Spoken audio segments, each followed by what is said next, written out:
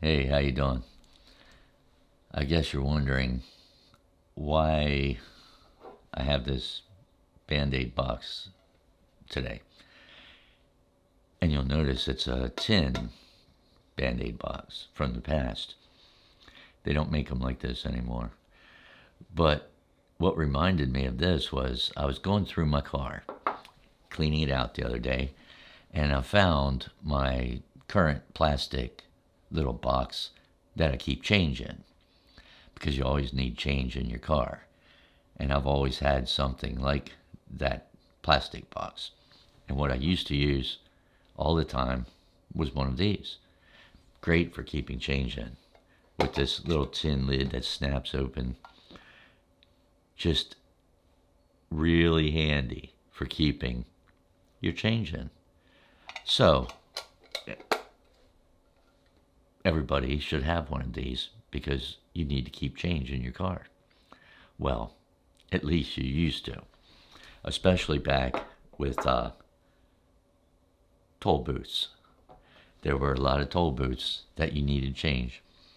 And I know I hated those tunnels and stuff all the time down in Virginia Beach, where I used to live, in that area. Always, you had to,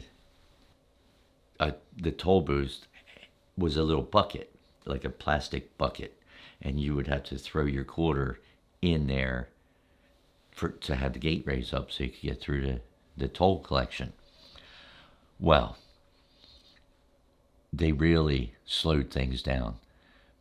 You'd be in a line, you might be, depending on when it was, especially around rush hour, you'd be in a line 15, 20 cars deep, inching up to the toll booth, and I would see somebody up ahead. It seemed like a simple thing. You roll your window down, you toss the quarter out the window, and off you go. Of course, they had the little red light, green light system. So when the quarter registered in the little machine, the green light would come on. Now, if the green light didn't come on, it stayed red, and when you drove through, it would sound a bell and everything and make a ruckus like, you just violated one of the security rules or something.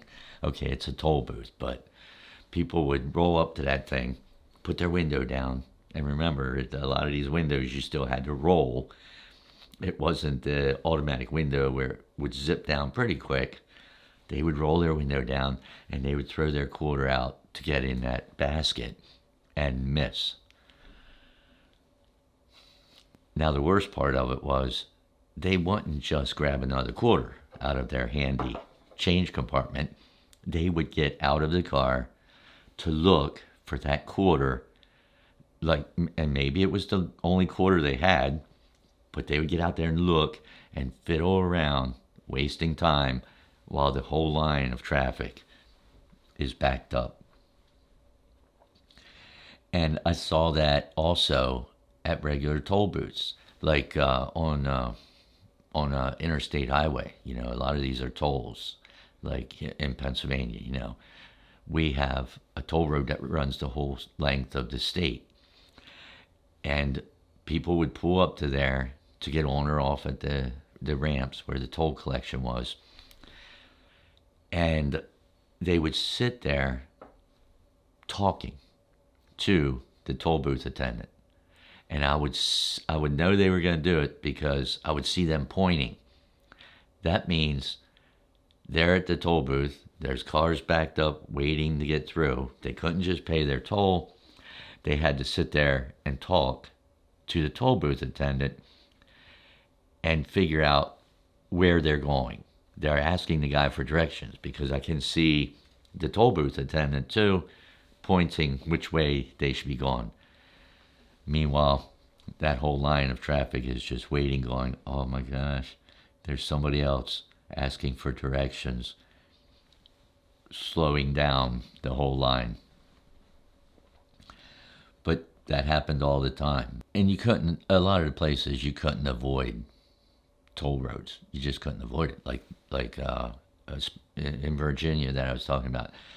It's the bridge or the tunnel that's the main road going from this point to that point. You couldn't really get around them. Now you could, like on some interstate highways, you could try avoid paying tolls, but when you had to go out around the older roads that went through a lot of red lights and through the main parts of cities, it was just so much slower if you didn't use the toll roads that it was crazy. I would always use the toll roads. But you had to plan ahead when you're using these tolls. You had to have your change, So the way I would fill this up is I would go into a convenience store, say it was a hot day out and I was going to grab an iced tea or something. I'd give them a bill for the iced tea and get my change back. And then whenever I had change from those convenience stores, I would just dump it in my change box. So I always had some cash to pay the tolls and everything else. But you had to know where the toll roads were. So if you're driving to somewhere that you're not familiar with, you would look for those signs. It would say last exit before toll, something like that when you're driving down the road. Well, if you didn't have the change for the toll or the money for the toll, you had to get off of there and either take a back way or get some cash, which was a little tricky back then because there weren't ATMs and stuff either. So it was a little more difficult. You had to plan. You couldn't just go, oh, I'm going to take some trip, and I'm just going to use my ATM to pay for stuff. No, you had to plan and have cash on you. And that's why cash was a lot bigger back then. Like I said before, you had basically cash and a checkbook. That's all I had for a long time through that time period.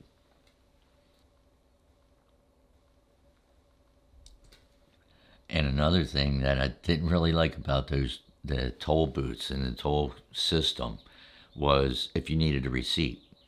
So there could be one or two lanes over on the far side, let's say, that you could pull up, pay him with your cash, and get a receipt. Sometimes I would need a receipt for work, because if I was traveling somewhere and you're going to turn in an expense report, you need the toll receipt for your expense report so you get reimbursed for it.